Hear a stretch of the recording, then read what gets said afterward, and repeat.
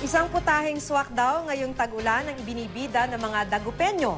Yan ang kanilang pansit sabaw. Tiyak daw na mabubusog kayo at mapapawi ang lamig na nararamdaman ngayong tag-ulan kapag natikman nyo yan. Alamin kung paano ito lutuin sa report ni Charis Victorio ng GMA Dagupan.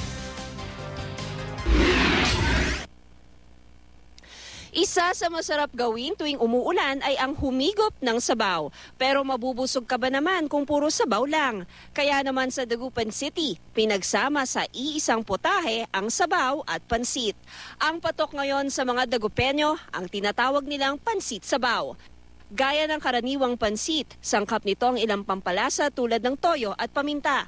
Meron din syempreng gulay at noodles. Medyo maproseso ang paraan ng pagluluto. Sa kumukulong sabaw ng karne ng baboy, lutuin ng itlog. Sa isa pang kawali, lutuin ng mga sangkap na gulay. Kapag naluto na ang itlog, hanguin ito at sunod na ilagay ang noodles at mga pampalasa.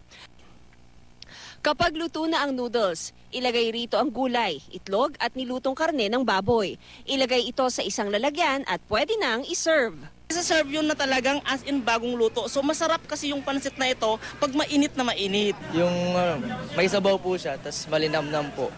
Opo. Yung sabaw, perfect ba sa weather natin? Opo, mainit.